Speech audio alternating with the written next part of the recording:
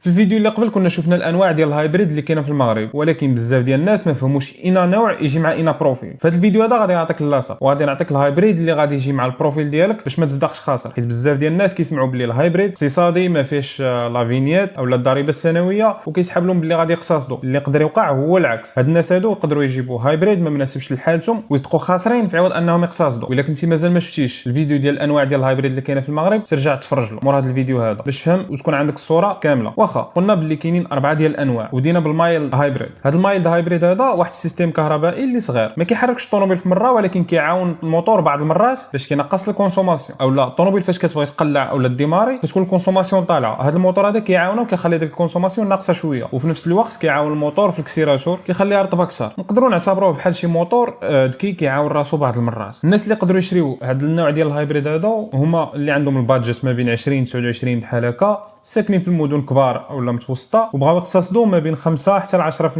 من الكونسوماسيون ديال الطوموبيل ديالهم. ما بغاش التعقيدات بزاف، بغا الميكانيك العادي، يعني ما بغاش شي تعقيدات اللي تكون جوج الانظمه ولا شي حاجه بحال هكا، ما بغاش التعقيدات ديال الميكانيك بزاف. التجربه ديال السوغان هي نفسها في الطوموبيلات العاديين، وعندك قيمه مقابل السعر زوينه حيت هو ارخص هايبريد كاين. هو كيف ما قلنا الطوموبيل ما كتحركش بالالكتريسيتي بوحدها. ندوزو للنوع الثاني هو الفول هايبريد. كتقدر تمشي بالمحرك الكهربائي ما بين 40 حتى 80 كيلومتر الا كانت مع مشارجيه، ماشي غو شارجابل ما كتشارجاش، يعني كتشارجي راسها غير من انطلاقا من الحركه والفران كتشارجي راسها. البروفيل اللي يقدر ياخذ هاد الطوموبيل هذه ديال الفول هايبريد شي واحد ساكن في مدينه كبيره بحال كازا الرباط ولا طنجه ولا مراكش فين كاين الزحام والطوموبيل دابا ساعه فراني وكيقلب على الاقتصاد في الكونسوماسيون. الميزانيه تكون ما بين 24 حتى ل 42 مليون، والكونسوماسيون كتكون زوينه بزاف في المدينه ما بين 4 حتى ل 5.5. هذه غيال اللي كتكون في الواقع ماشي ارقام ديال لي براند، ولكن في اوتوروت هاد الكونسوماسيون كتزاد وكتفوت الطوموبيلات العاديين. ثالث نوع معنا هو البلوغين هايبريد اولا هيبريد وشارجابل. فيها موتور قوي مقارنه مع اللي فاتوا، باتريه كبر، واللي زوين هو كيتشارجا وشارجابل. غادي يصلح بزاف شي بروفيل اللي بغى تكنولوجيا في نفس الوقت يقلل المصاريف ولكن يكون عنده فين يشارجي بشكل يومي. يعني الناس اللي عندهم دار فيها كراج اولا فيلا اولا حتى عندهم الشارج في الخدمه اولا في شي بلاصه اللي غتكون مضمونه كل نهار. هاد الناس هادو غالبا كيعيشوا في المدن حيت الكونسوماسيون زوينه بزاف داخل المدينه، ويقدر يدير الي روتور الخدمه للدار لوليدات المدرسه اولا الاشغال ديالو في وسط المدينه غير بالضو. هادشي بطبيعه الحال الا كان عنده فين يشارجي بشكل يومي. يكون الطبقه المتوسطه الطبقه الغنيه بحال هكا وبغى ليكسبيريونس ديال السوغان تكون الكتريك 100% خصوصا داخل المدينه، وبطبيعه الحال فيها واحد الموتور ديال ليسانس اولا في شي وقيته زيارتي ما كاينش كيفاش تشارجي وكنتي غتسافر كتخدمو.